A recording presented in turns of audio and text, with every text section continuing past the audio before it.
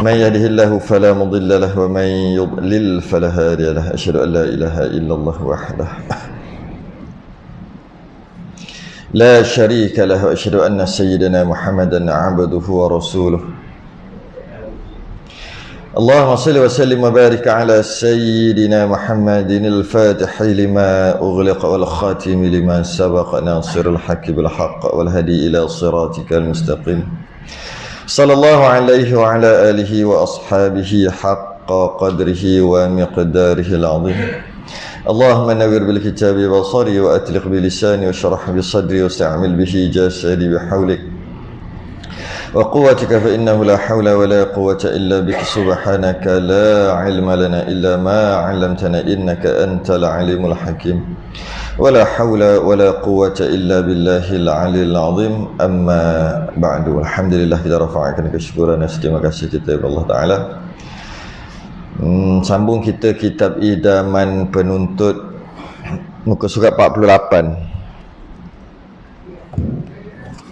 Rumi itu 48. Jawi 95. Jawi 95, Rumi 48. Yang mana kita membicarakan tentang syarat wajib solat Jumaat, syarat wajib Jumaat.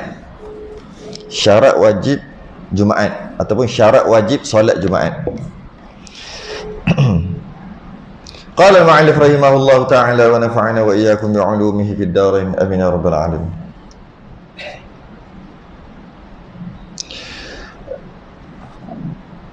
Oh, kita dah bahas 3 awal bahawa syarat wajibnya syarat wajib sembahyang Jumaat.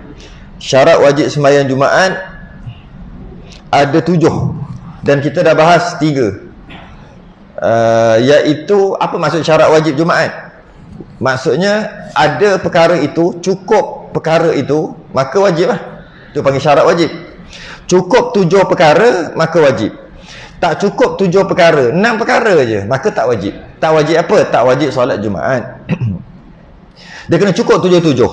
Yang pertama kita dah bahas sebelum ni, Islam. Maka orang kafir kita tak boleh paksa dia untuk solat Jumaat. Dah selesai dah sebelum ni. Yang kedua, baligh. Tidak wajib atas kanak-kanak. Kita dah bahas dah sebelum ni. Iaitu kanak-kanak, bila sebut kanak-kanak belum baligh lagi lah. Kanak-kanak tu kita sebut kanak-kanak belum baligh, maka tak wajib atas kanak-kanak untuk solat Jumaat. Tapi kalau kanak-kanak tu dah umur 7 tahun, maka disunatkan, bukan disunat, malah diwajibkan untuk ibu bapa suruh. Yang wajib adalah suruh. Budak tu sendiri tak wajib untuk sembahyang Jumaat. Cuma yang wajib suruh. Bila mak ayah tak suruh anak dia sembahyang Jumaat, mak ayah berdosa. Ini pada budak yang umur 7 tahun ke atas. Sebab Nabi sendiri suruh murus sabiyya bis-salah idza balagha 7 sinin. Suruh anak kamu sembahyang umur 7 tahun. Termasuklah sembahyang Jumaat.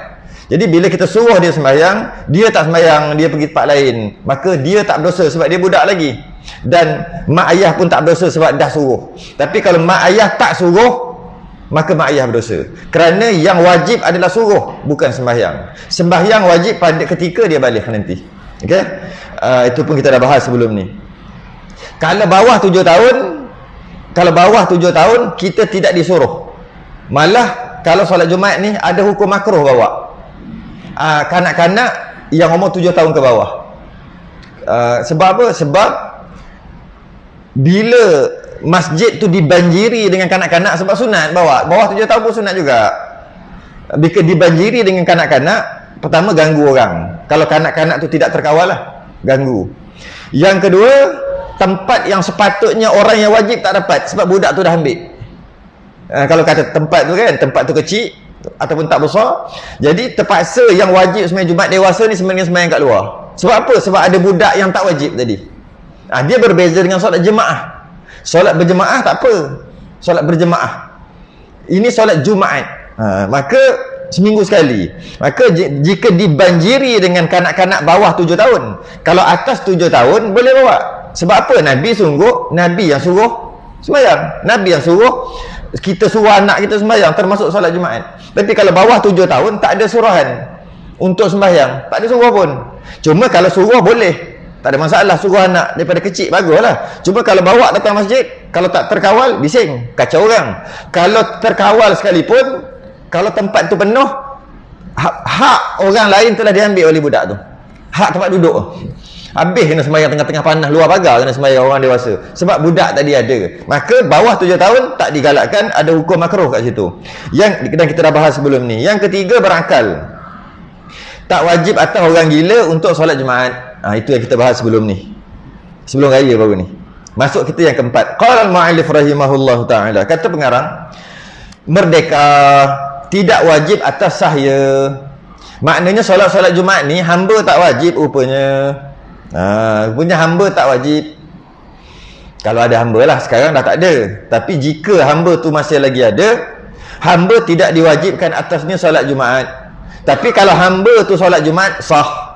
Dia macam perempuan lah kan. Perempuan tak wajib solat Jumaat. Tapi kalau perempuan tu solat Jumaat juga, sah. Dia sama je. Kenapa pula bagi hamba ni tak diwajibkan solat Jumaat? Kerana hamba ni adalah hamba-hamba ni dia ada tuan punya, dia ada owner dia, tuan dia berhak ke atas dia 24 jam sehari. Tu hamba. Jadi bila pergi sembahyang Jumaat, dibimbangi akan mengurangkan masa tuannya, yang mana kewajipan memenuhi pekerjaan yang disuruh oleh tuannya adalah lebih besar daripada kewajipan solat Jumaat. Tapi bab hamba ni kita jarang belajar lah. Dalam kitab fiqh, bab hamba ni duduk last sekali, habis last. Dia kata apa? Tak payah sibuk belajar hamba belajar bab solat tak habis-habis lagi, sibuk belajar bab hamba. Hamba tak ada, dia ujung kali. Kalau nak belajar bab hamba, kena khatam kitab fiqh, habis 4 rubuk, bab ibadah habis, bab muamalat habis, bab munakahat habis, bab jenayah habis, baru ada bab hamba. Last sekali. Jadi tak berapa dibincangkan sangat lah bab hamba ni.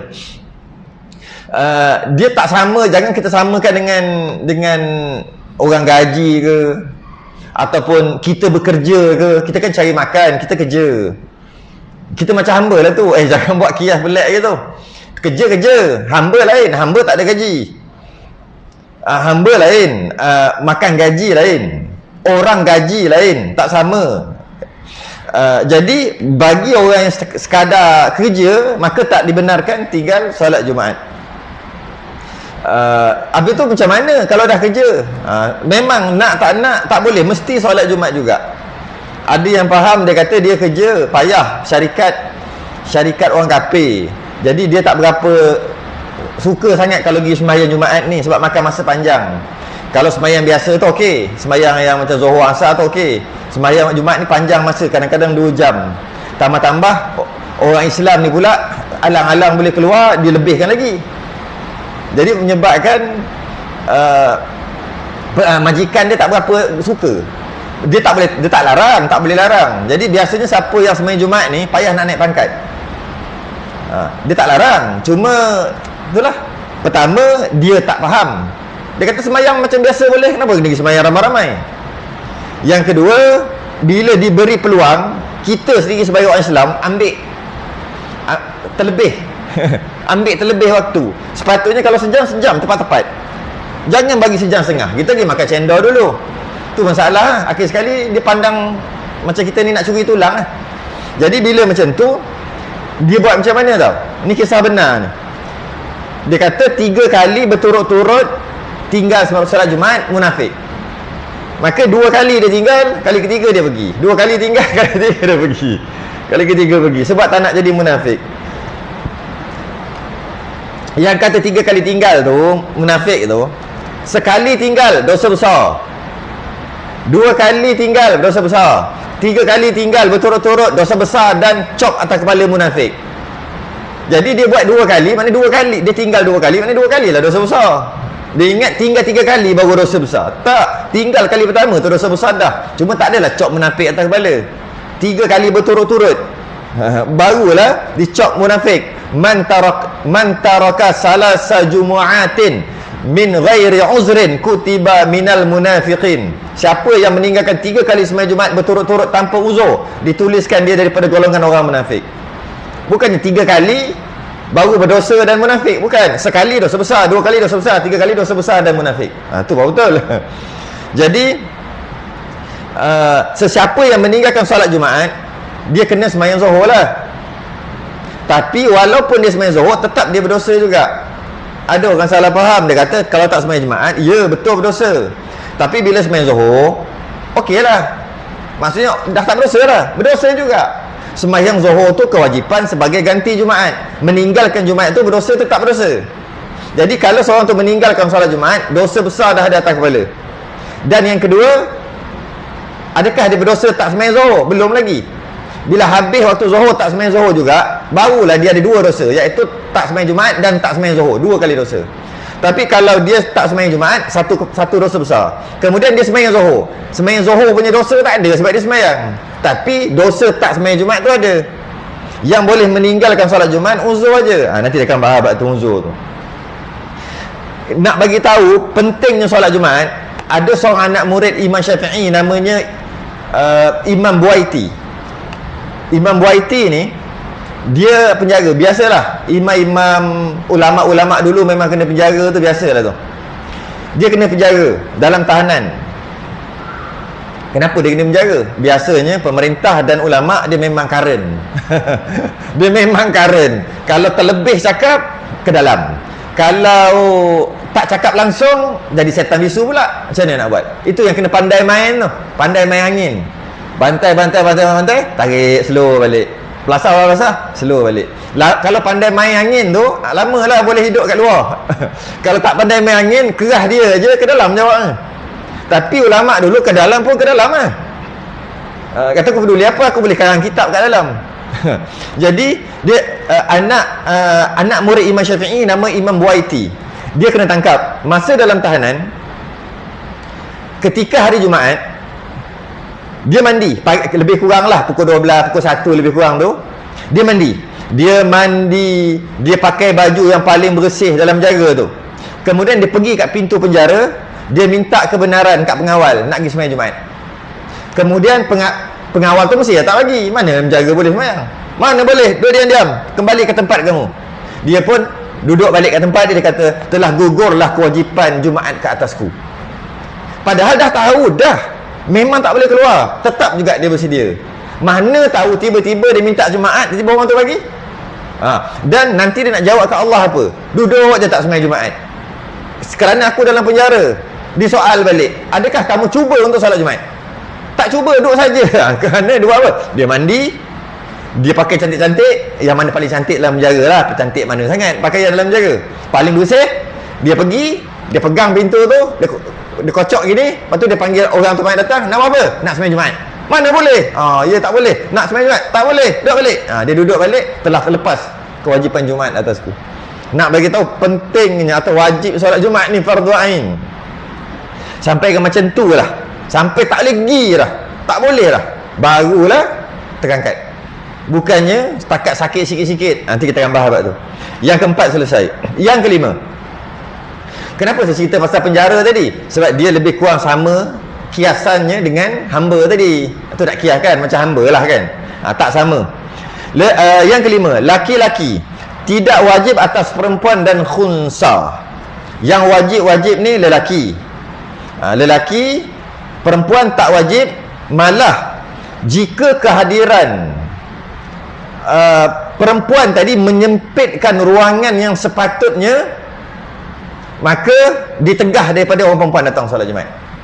Secara umum, orang lelaki wajib solat Jumaat, orang perempuan tak wajib tapi sembahyang sah. Sembahyang Jumaat sah, tak perlu sembahyang Zuhur dah, orang perempuan. Tapi jika dengan kehadiran perempuan tadi berlaku percampuran yang tidak terkawal, Nabi dia sembahyang, tahu tak? Masa sembahyang Nabi jadi imam, kenapa disunahkan untuk berpusing ke kanan? Lepas baca sedikit wirid, pusing ke kanan. Kadang-kadang Nabi pusing terus, pusing ke belakang terus. Yang kebanyakannya pusing ke kanan lah, pusing ke kanan. Antara sebab Nabi nak tengok para sahabat yang masbuk, nak pergi tengoklah. Dan antara sebab Nabi nak tengok orang perempuan kat belakang keluar dulu.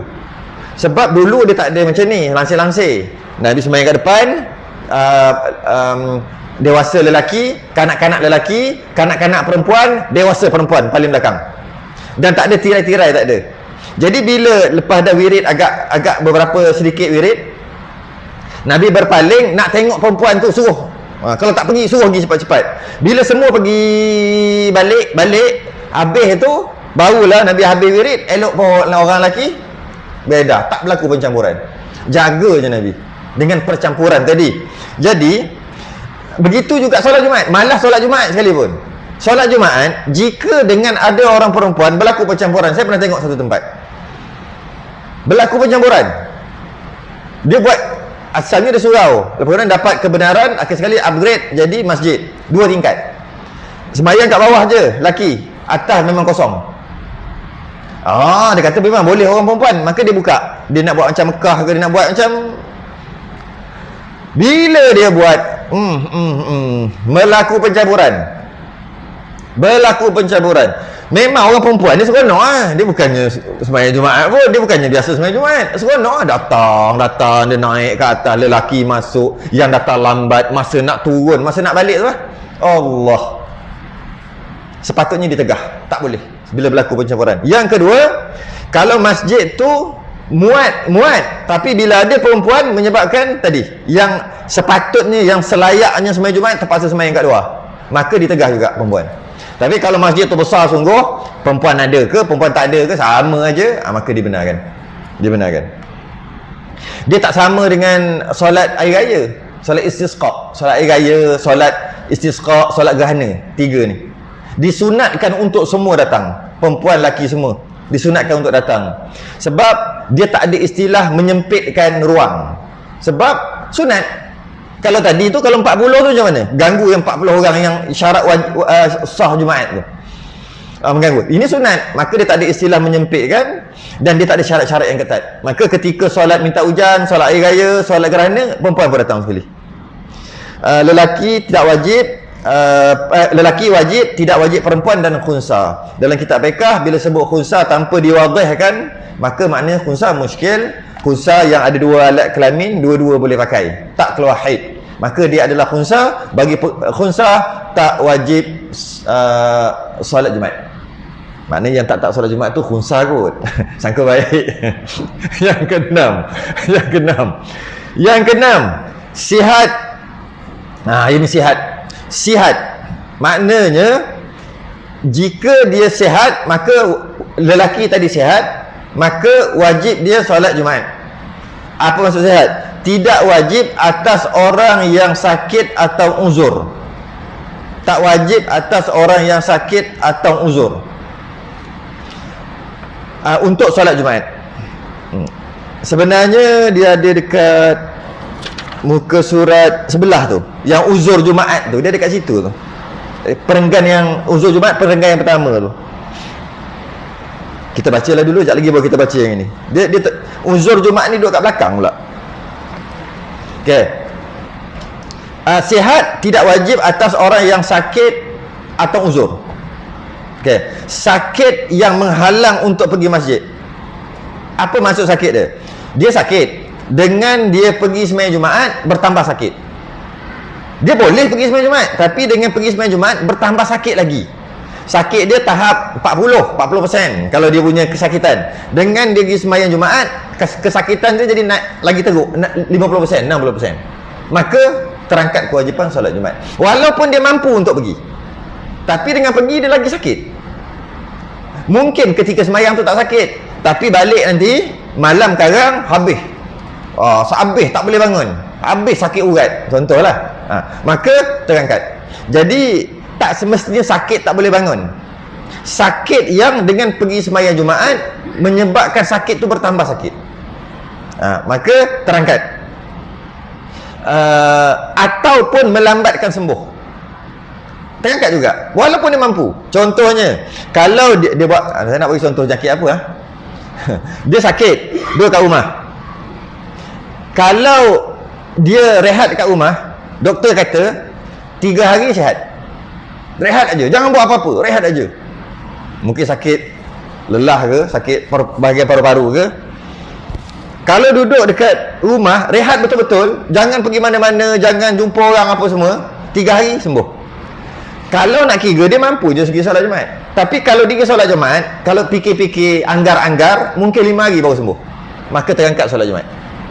Tak semestinya selagi mampu solat Jumaat pergi, wajib. Tak. Sama ada dia melambatkan sembuh atau dia menambahkan lagi sakit, terangkat dah solat Jumaat. Contoh lagi apa? Cirit berit. Cirit berit pun yang tidak tertahan lah. Cuba bayang duduk depan, imam tengah khutbah, dia sibuk dah keluar. Dah lah payah nak keluar. Boleh menyebabkan kalau buatnya terkeluar, mencebarkan masjid. Kalau setakat boleh tahan tak apa. Tengoklah tahap apa cirit berit dia tu. Kalau setakat sakit gigi, sakit kepala, masih lagi tidak dikira sebagai uzur. Kecuali dia demam. Dengan dia pergi campur dengan orang, bertambah demam. Lagi ya. Ini kita tak masuk dia ada penyakit berjangkit. Itu bab lain pula. Ada penyakit berjangkit, tak boleh juga pergi. Tapi tu bab lain. Kita cerita ni orang yang sakit. Jadi sakit. Kalau dia sangat tua, adakah termasuk dalam sakit? Sangat tua. Sangat tua dan dia ada kenderaan. Sangat tua tu maksud jalan slow-slow dan dia ada kenderaan untuk pergi, maka wajib atas dia pergi. Kalau tak ada kenderaan, terangkat kewajipan Jumaat. Walaupun sangat tua. Ya, walaupun sangat tua. Sebab tua tu bukan sakit. Cuma tua, jalan slow aja, wajib juga. Kalau ada kenderaan lah. Apa lagi? Orang lumpuh, orang yang tak boleh berjalan, wajib sembahyang Jumaat. Wajib. Wajibnya macam mana? Wajib jika boleh dia pergi. Habis dia lumpuh, nak pergi macam mana? Kalau dia ada orang bawa, wajib dia upah orang. Dalam satu kitab fiqh, kitab-kitab tebal, dia ada bincang berkaitan dengan upah tau. Contoh, nak ambil wuduk tak boleh sebab tak ada air. Ada air tapi kena beli. Dia biar bahas khas. Air itu harga berapa? Jika air itu berharga RM1 1 liter, maka wajib beli kalau ada duit untuk ambil wuduk. Kalau tayamum tak sah. Kalau harga 1 liter RM10, tak wajib beli air tadi walaupun dia ada duit. Habis tu tayamum aja. Dia ada bincang bab khusus. Macam tu juga jika dia nak pergi semayang, datang ke masjid untuk semayang Jumaat, sedangkan dia lumpuh, tak boleh jalan, dia wajib juga pergi jika dia mampu. Apa maksud mampu? Dia boleh upah orang untuk bawa dia. Upah pula dibincang secara khusus dalam kitab mereka. Upah berapa? Sekali angkut RM10. Mahal tak agak-agak? Sekali angkut tu sekali pergi semayang Jumaat. Boleh tak? Boleh. RM20? Boleh. Maka wajib dia upah. 30? Boleh lagi. 50? Okey lagi. 100? Macam mahal je. 1000? Oh, melampau. Jika upahnya 1000, terangkat solat Jumaat. 500? Bergantung lah. Betul saya tanya. Agak-agak lah. Yang upah dia tu masuk akal. Selagi upah dia tu masuk akal, berpatutan, dan dia tu mampu, maka wajib solat Jumaat walaupun lumpuh. Kalau tak ada mampu, tak ada duit, tak apalah. Ini cerita yang ada duit. Dan kalau dia ada banyak duit sekalipun, tapi kadar upah tu terlalu mahal daripada tak berpatutan, maka walaupun dia ada duit, terangkat kewajipan. Jadi orang-orang lumpuh jangan ingat lepas, kecuali lumpuh dengan kencing tak boleh kontrol. Dengan bawa macam mana nanti kan? Yang itu bab lain pula. Yang ini lumpuh aja, kita tak masuk kencing. Bab najis tak boleh kontrol, maka terangkat solat Jumaat. Yang ini dia cuma lumpuh, dia boleh tahan kencing lagi.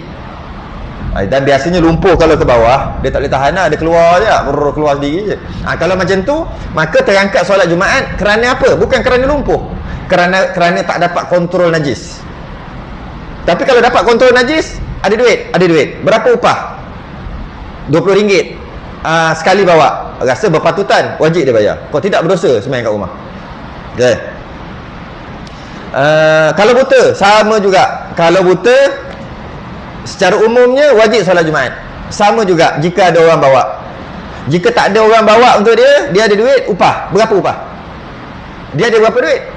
Dia ada banyak. Orang kaya, buta-buta pun kaya. Contoh, upah berapa? Upah sekali bawa RM500. Tak terangkat kewajipan dia. Sembahyang kat rumah je, sembahyang Zuhur. Orang buta tadi. Sebab melampau RM500.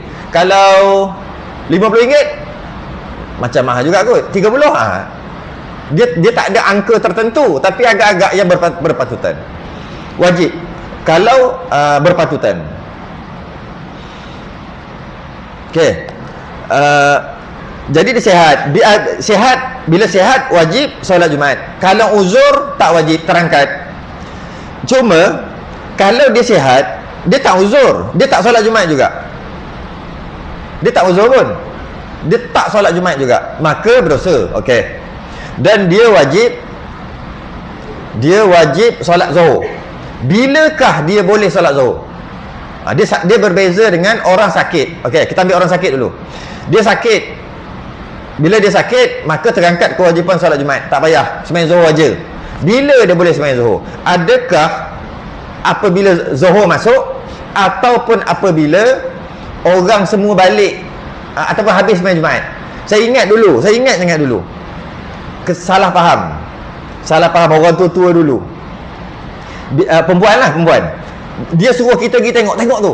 Diorang dah balik lah. Kita pergi tengok tepi jalan. Kalau ada motor pakai kepiah balik, kita pergi. Dah. Dia baru takbir sembahyang. Nenek-nenek, mak-mak kita. Silap faham. Ni kita terangkan hari ni kesilapfahaman tu. Tapi tak ada masalah. Silap faham tu bukan berdosa. Bukan berdosa pun. Dia silap faham. Macam mana? Jika dia sihat. Tapi dia tak sembahyang Jumaat. Okey, sekarang khatib dengan khutbah. Ada tak kewajipan atas orang yang sihat yang tak pergi sembahyang Jumaat tadi? Adalah, sebab baru khutbah. Habis khutbah pertama, ada tak kewajipan atas dia yang tengah tengok TV duduk kat rumah tak nak sembahyang Jumaat tu? Ada lagi, sebab baru khutbah yang kedua. Kemudian imam takbir sembahyang Jumaat. Ada tak kewajipan dia sembahyang Jumaat atas kepala dia? Ada. Kemudian rakaat yang kedua, ada tak kewajipan atas dia? Ada. Kemudian imam salam, ada tak kewajipan atas dia sembahyang Jumaat? Tak ada dah, sebab sembahyang Jumaat dah habis. Jadi orang yang sihat, tapi dia bukan sebab uzur, dia tak sembahyang Jumaat, dia hanya boleh sembahyang apabila imam salam. Atau bahasa orang dulu, bila semua orang dah balik solat Jumaat. Imam salam, maka Jumaat dah habis, baru dia boleh sembahyang Zuhur. Sebab apa? Sebab ketika imam sembahyang, kewajipan dia ada atas kepala lagi. Dia wajib berlari lagi ke masjid untuk sembahyang. Mudah kata gitu lah. Okey. Itu bagi orang yang sihat, yang tak ada uzur, meninggalkan solat Jumaat dengan sengaja. Bagi orang yang uzur, yang memang tak ada kewajipan Jumaat atas kepala dia, lelaki tapi uzur, ataupun perempuan memang tak wajib terus, adakah dia tunggu orang habis? Tak payah tunggu. Sebab apa? Atas kepala dia mana ada Jumaat? Sebab tu ada dalam kitab tulis, tidak sah takbir sembahyang Zuhur sebelum imam salam. Sebelum imam solat Jumaat salam, tak sah takbir untuk sembahyang Zuhur. Ya, bagi orang yang sihat tapi tak pergi sembahyang Jumaat. Orang macam ni aja. Habis orang musafir, antara sekejap lagi kita akan bahas sebab musafir. Antara perkara yang terangkat kewajipan Jumaat adalah musafir yang keluar sebelum subuh. Dia musafir, kemudian masuk Zuhur.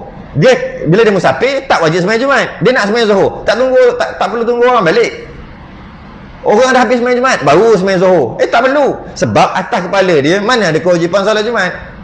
Walaupun dia tu lelaki, sebab dia musafir, ataupun dia sakit, ataupun dia perempuan, ataupun senang cerita tak wajib bagi dia solat Jumaat. Dia boleh sembahyang Jumaat, dia boleh sembahyang Zuhur sejurus selepas masuk Zuhur. Itu yang salah faham tu lah. Salah faham orang dulu-dulu. Dia tunggu orang semua balik. Tapi tak salah pun, sembahyang lambat sikit je lah. Bagi orang yang wajib sembahyang Jumaat tapi tak sembahyang, dia je yang imam habis sembahyang dulu, baru dia boleh takbir sembahyang Zuhur. Kalau tidak, tak sah. Sebab apa tak sah sembahyang Zuhur dia? Sebab imam tengah sembahyang Jumaat tak habis lagi. Kan kau wajib sembahyang Jumaat, kenapa tak pergi sembahyang? Mana boleh sembahyang Zuhur? Imam tengah sembahyang Jumaat, dia takbir sembahyang Zuhur seorang-seorang. Mana boleh? Sebab dia wajib solat Jumaat. Tapi kalau orang perempuan, dia tak wajib, dia boleh sembahyang Zuhur. Tu. Dan sebab tu juga bila imam tahiyat akhir solat Jumaat, dia baru sampai, dia nak naik Jumaat ke nak naik Zuhur? Sebab dia akan tambah Zuhur ke Jumaat je lagi? Langsung tak dapat rakaat, dapat tahiyat akhir je. Tambah Zuhur tambah 4, tambah Zuhur tambah 4. Niat apa?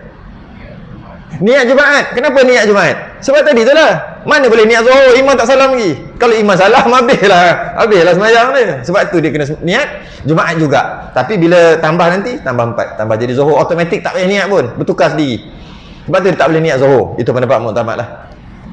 Okey, sihat. Sihat. 6. Yang ketujuh. Yang ketujuh ni panjang sikit ni.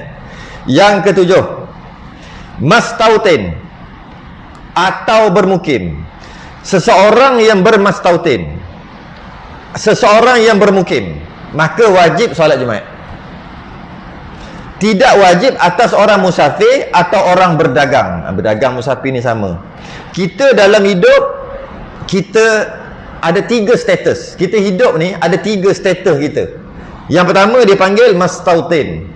Yang kedua dia panggil mukim. Yang ketiga dia panggil musafir. Kita 3. Secara umumnya kita duduk dekat dunia ni, kita musafir. Musafir singgah. Kita ni berhenti ke R&R aja semata-mata. Iaitu kita daripada mana? Nak pergi mana ni? Kita musafir ni. Nak kembali ke akhirat. Tempat kita.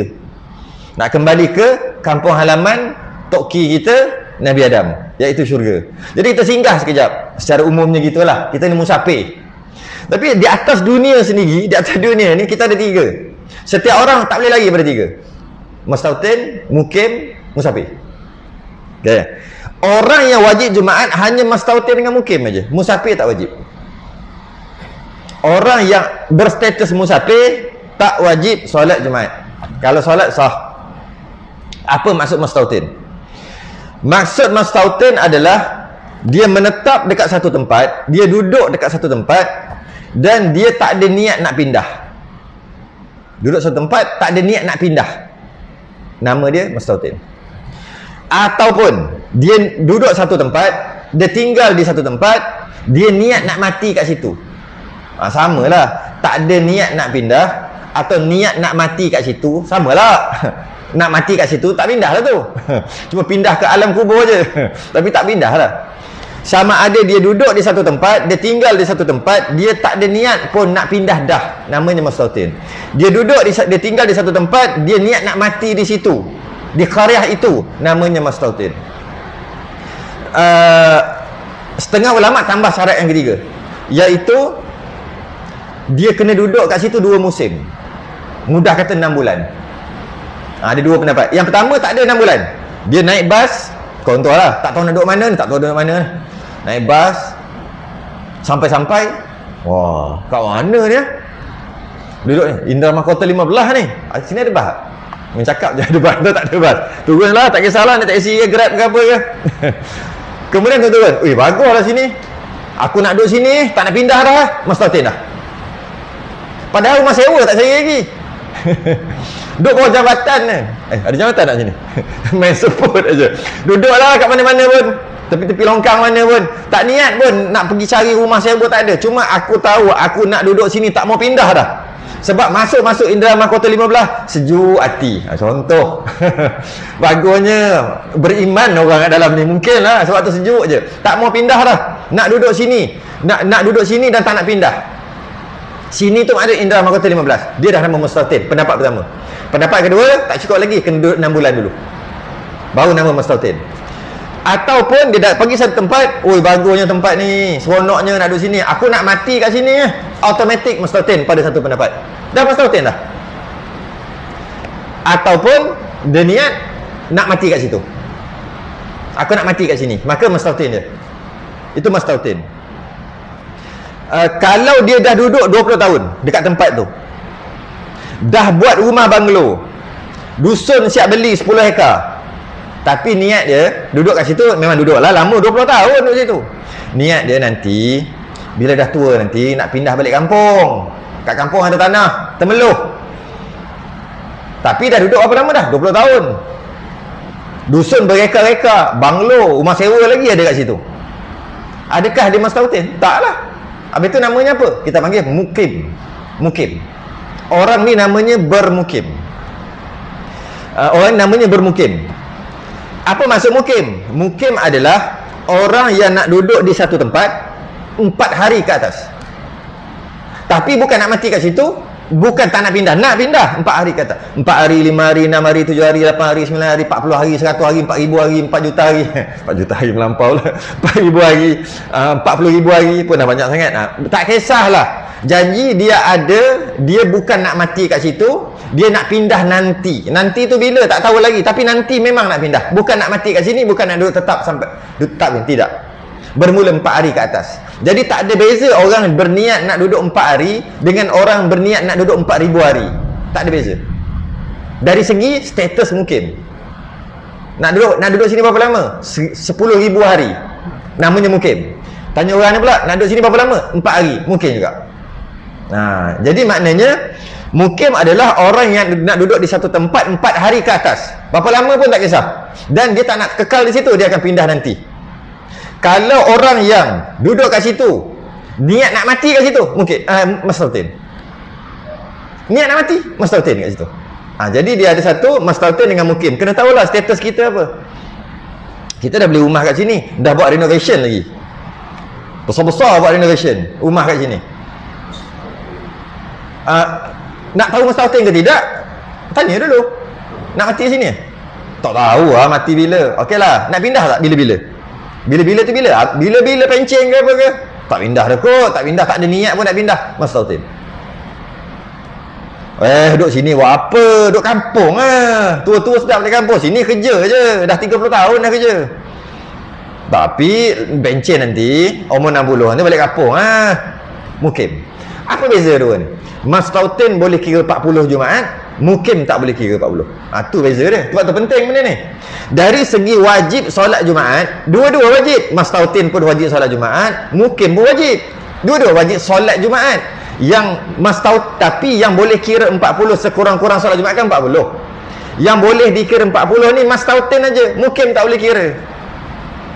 Ada berapa semayang kat masjid ni? 1,000 orang. Tapi tak sah. Kenapa? Sebab ada 38 orang aja yang mustautin. 962 orang lagi mukim, semua nak pindah nanti. Maka tak sah. Semua tak sah. 1,000 orang tak sah solat Jumaat.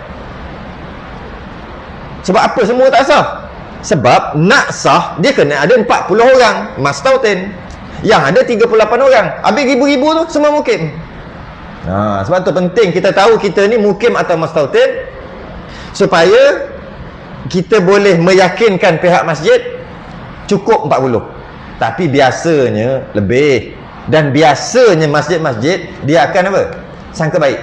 Takkan 400 orang ni tak ada kot. Dia main sangka baik aja. Boleh lah. Yang terbaik nak mati mana? Nak mati mana? Kau nak mati mana? Kau nak pindah. Yang terbaik pandai seorang-seorang. Dah cukup 40, ambil lebih sikit lah 50. Puas hati. Yang lain tu tak payah cek lah. Itu yang terbaik. Tapi nak sangka baik pun boleh. Takkanlah dalam 500 orang ni tak ada 40 orang nak mati kat sini ataupun tak berniat nak pindah. Takkan semua nak balik kampung aja kot. Sangka baik gitu. Tapi yang terbaik, sebab tu dalam surat apa ni, surat karyah tu kan, ahli karyah, anak karyah tu, masa nak tulis anak karyah tu, kalau boleh, kalau tulis kat situ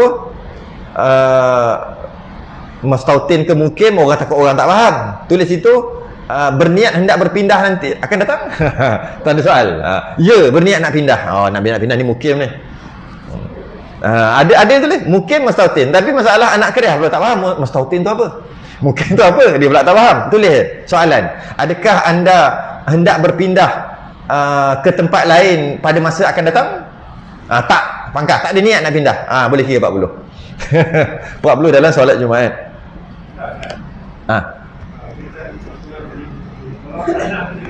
Mungkin akan pindahkan dalam rumah kita, ada anak yang dah bermakna wajib ni. Hotel yang kita dah pindah tadi. Anak dia akan jadi ni, mungkin akan pindah, mungkin akan duduk.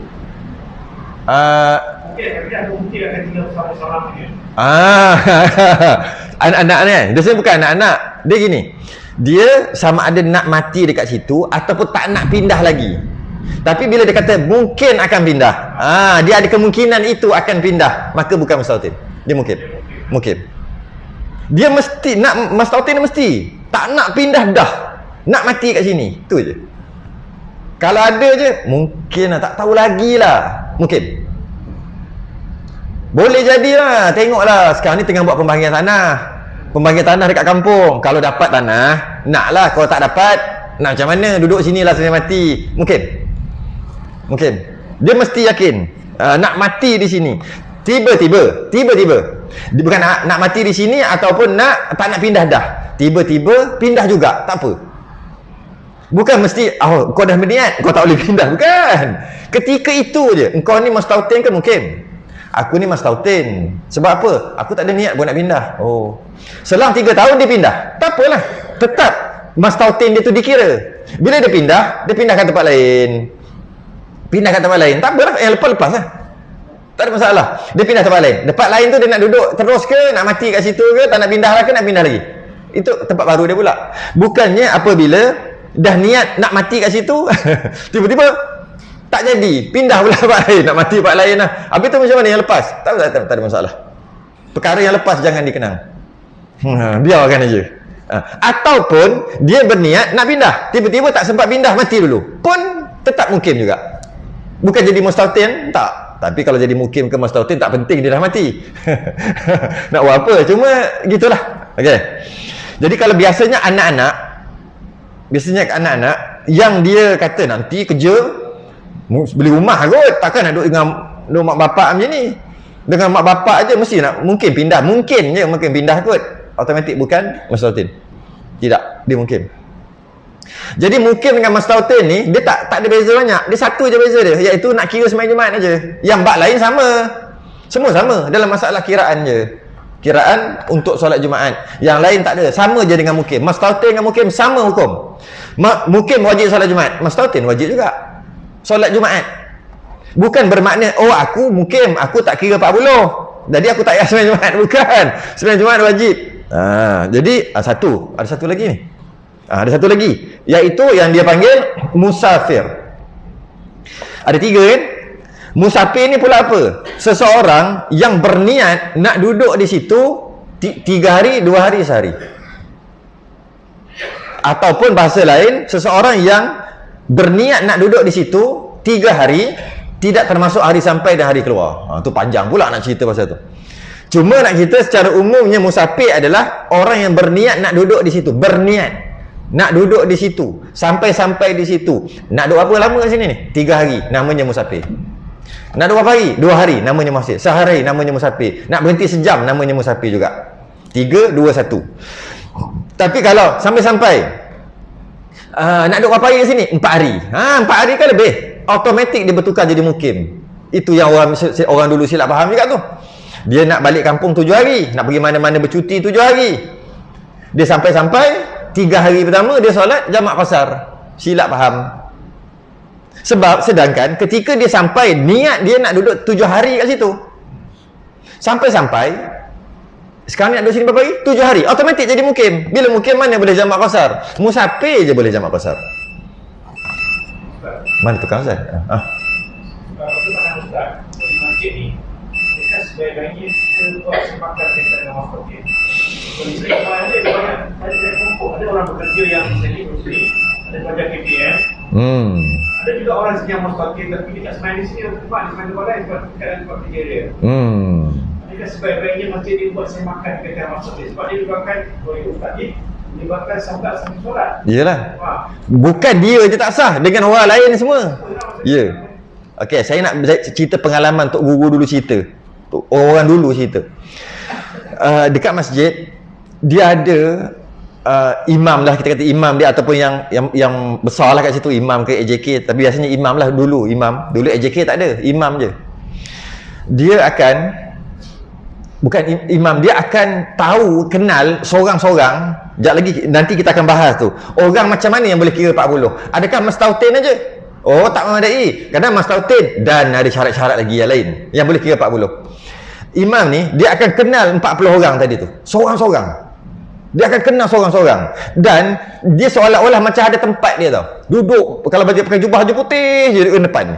Kalau di depan ni pakcik ni memang daripada dulu memang pakcik ni je duduk situ. Perasan tak? Dulu. Memang kalau pakcik ni kat sini tu je dekat dia. Pakcik ni duduk sini je. Imam tadi tu dia kenal sorang-sorang tu, semua tu.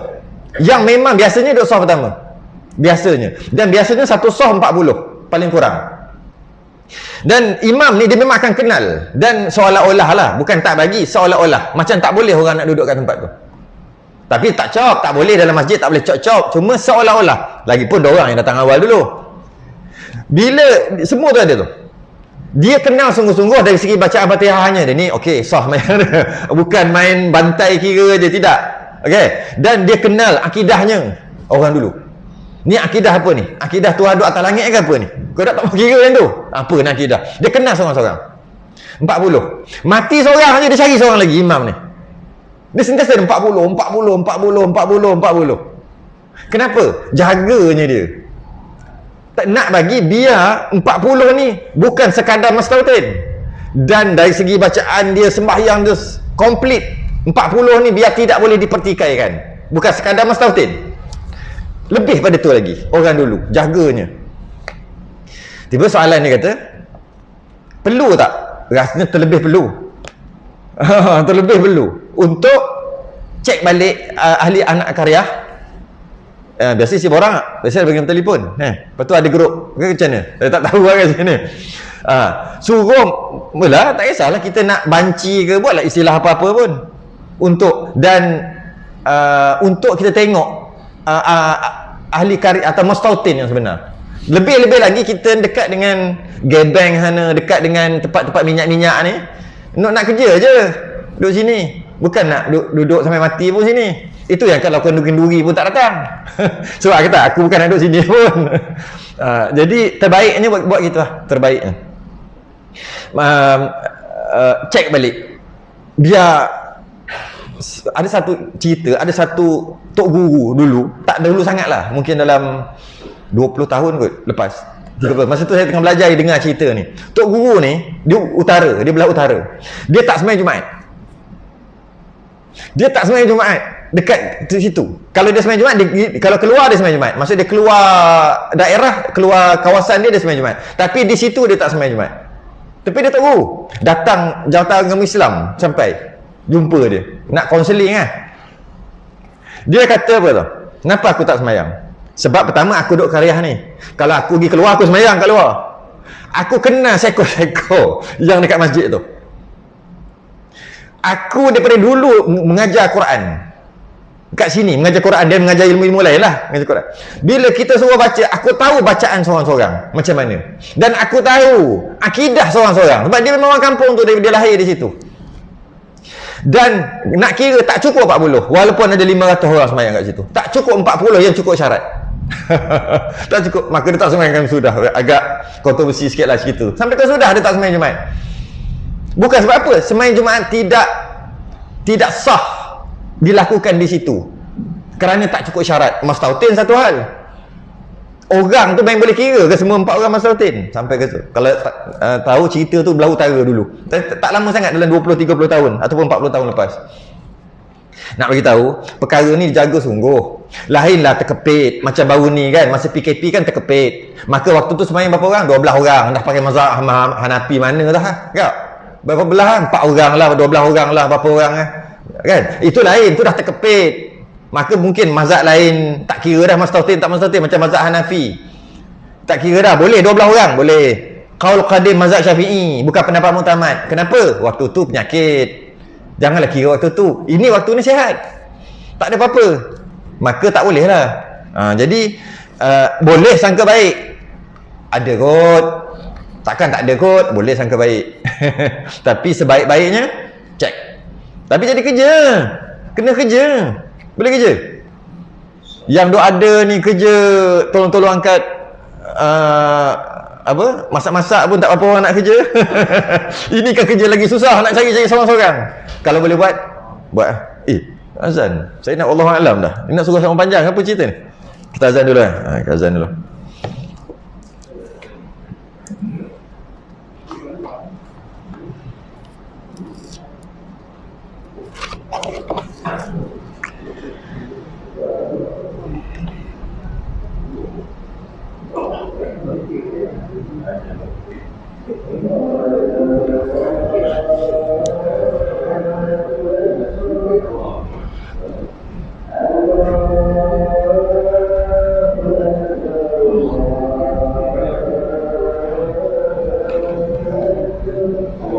Allah.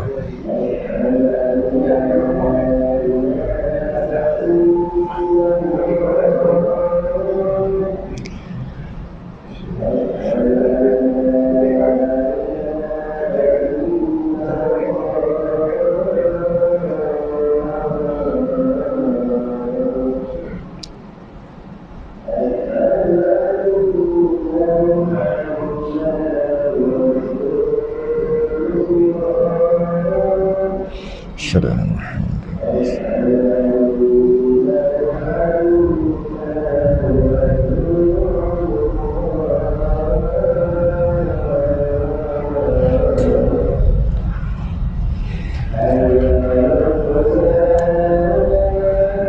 la hawla wala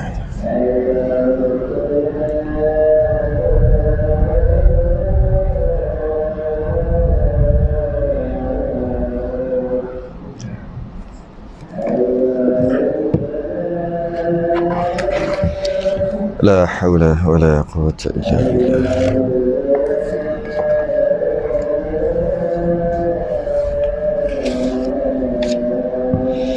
لا حول ولا قوة.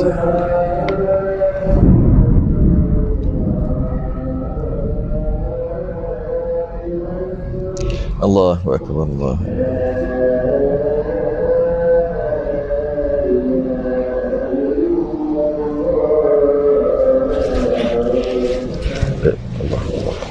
الصلاة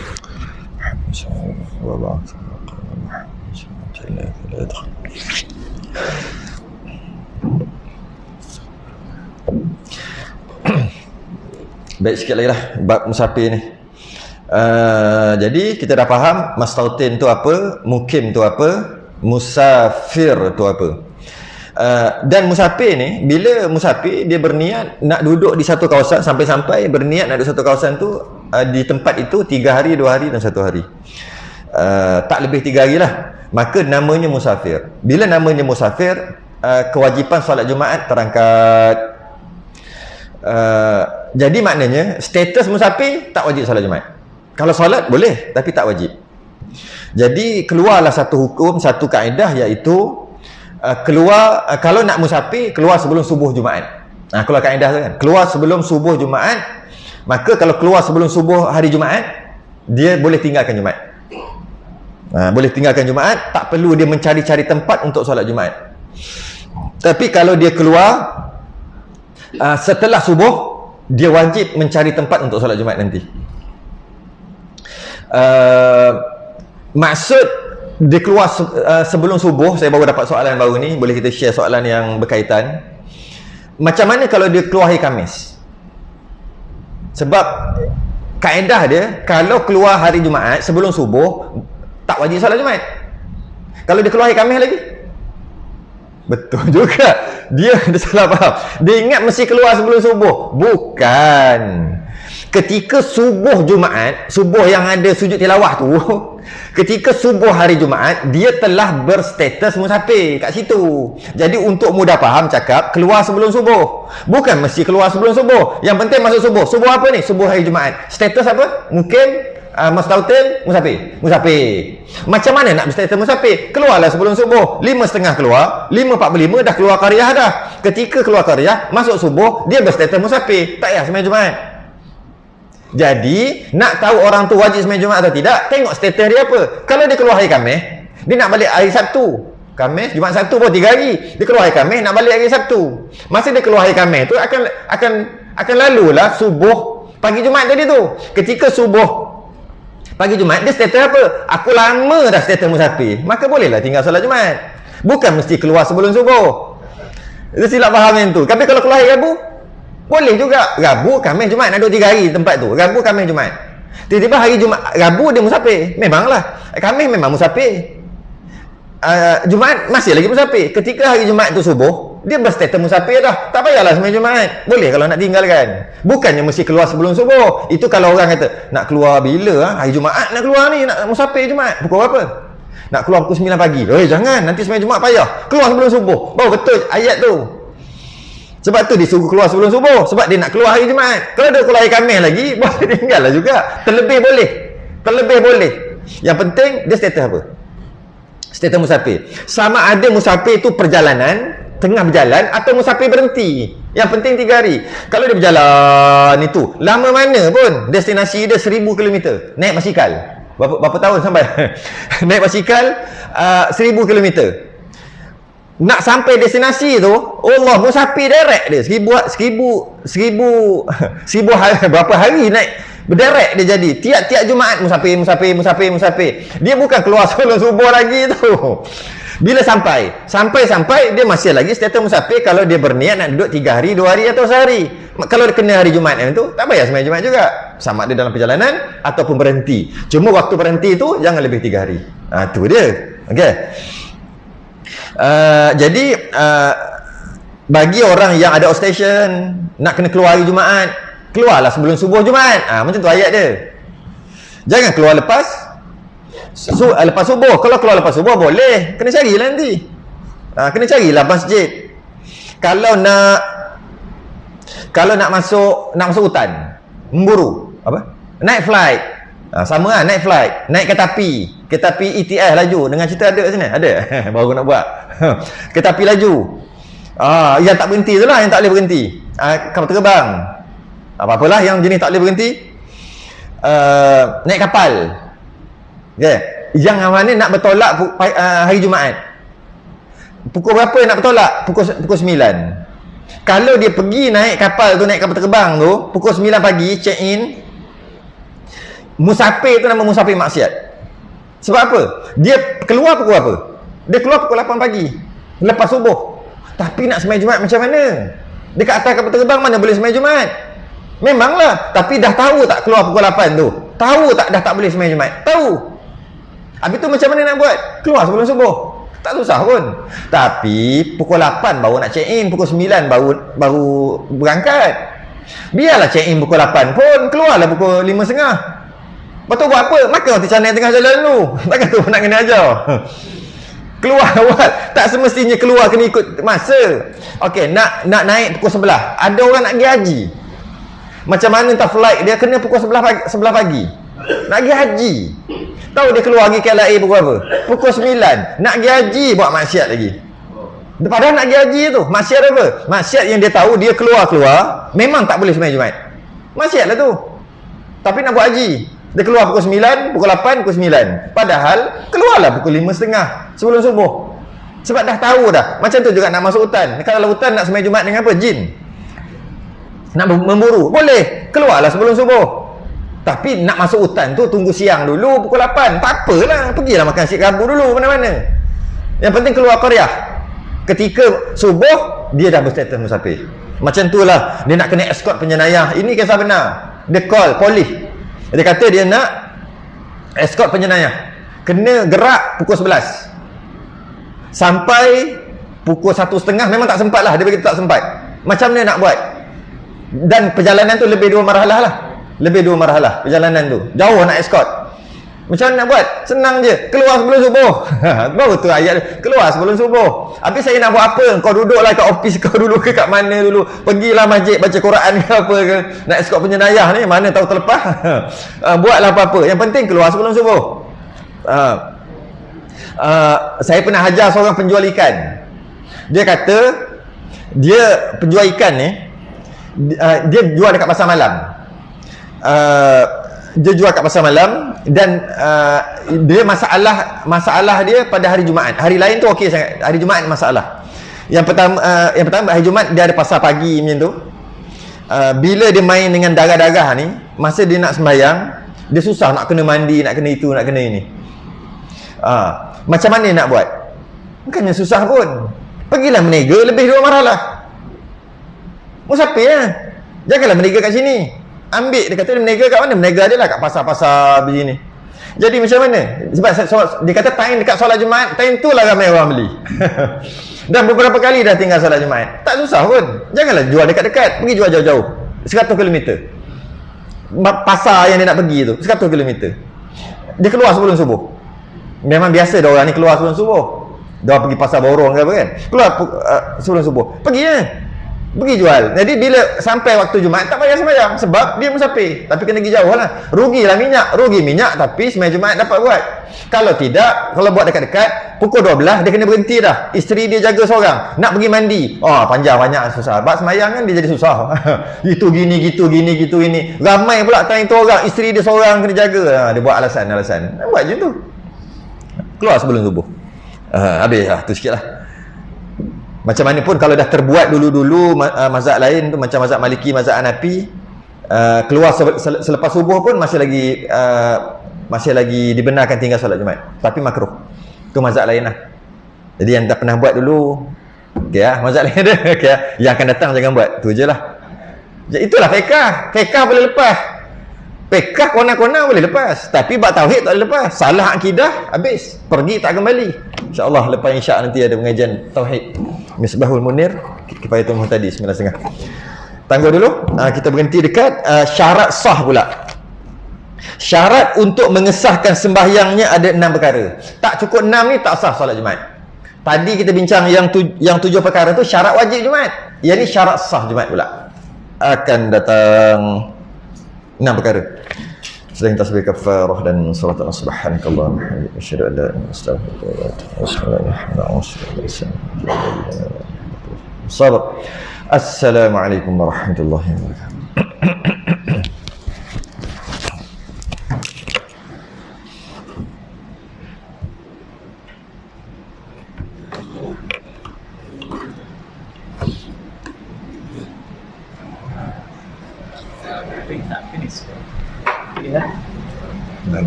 Tak kerti buat cara tu.